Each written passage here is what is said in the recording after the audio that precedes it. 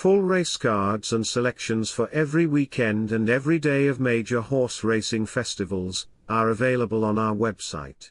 Subscribe to ULO and never miss out on our racing coverage. It's the Irish Oaks on Saturday at the Curragh, on a cracking card that includes that classic supported by a brace of Group 2s. Over at Newbury Park, the Weatherby's Super Sprint Stakes is a really valuable prize that has attracted a quality field. Saturday's nap goes to post in the Sapphire Stakes at the Curragh. With plenty of smart sprinters making the trip across the Irish Sea, this Group 2 prize looks sure to go back to Britain. The ready preference is for Ed Walker's Macca Rover, who wouldn't have to improve much from her win in the Coral Charge at Sandown Park to take this. With an entry in the Nunthorpe at York in the diary, Ed Walker's smart mare looks the one to follow with no concerns over the softening ground, which does raise a doubt for anti-post market leader Believing, who finished fourth in 2 Group 1s at Royal Ascot on a quick surface. Jack Davison's She's Quality is one going the right way, so rates the danger, but Macca Rover has a perfect draw in stall 2 and gets the nudge. Our next best lines up in the Coma International Curragh Cup. This Group 2 looks ideally set up for a big run from Vauban. Willie Mullins's smart gelding only found Giavellotto too good in the Yorkshire Cup Stakes at York back in May over this trip, and can go one better here.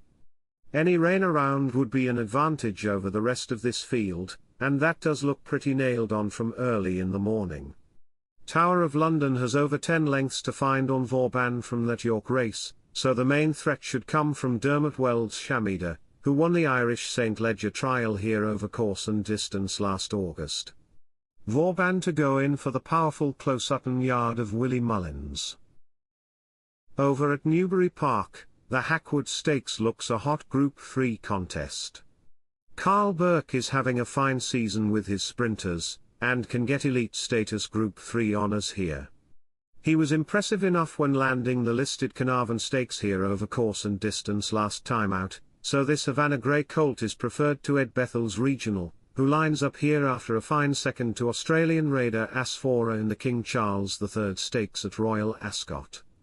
William Haggis's Lake Forest completes the shortlist, after chasing home the smart Inisherin in the Commonwealth Cup at Royal Ascot, but course form gives elite status the big tick. Next up at Newbury, is the valuable Weatherby's Super Sprint Stakes. Hugo Palmer holds the key to this 5-furlong dash with It Ain't Two, who ran a fine race to finish runner-up in the listed Dragon Stakes at Sandown Park last time out. Though no match for the winner, Asterius, who went into that race with a 3-figure rating, she gave it a good shot, and can go one better here. Oisin Murphy returns to the saddle to try and get this Calyx filly over the line, with Archie Watson's Vingegaard and Carl Burke's Cardi likely to give the selection most to think about. Back at the Curragh, the Irish Oaks is the 3rd classic of the season at headquarters. The chance is taken on British Raider Lava Stream for the feature. David O'Meara's 2 Darn Hot filly pushed the reopposing Port Fairy all the way in the Ribblesdale at Royal Ascot, but Ryan Moore jumps onto content for this classic, which does ask a question of Port Fairy. French Raider Dare to Dream should appreciate this step up in trip, and won't mind if the going turns to soft, while Epsom Oaks 3rd, War Chimes, also makes the shortlist.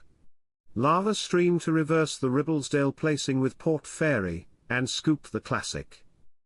Elsewhere, my mate Alfie can land a Premier Handicap at the Curragh, while Alassi can take the Steventon Stakes at Newbury Park, and Danielle should go in for John and Thady Gosden in the Aphrodite at Newmarket.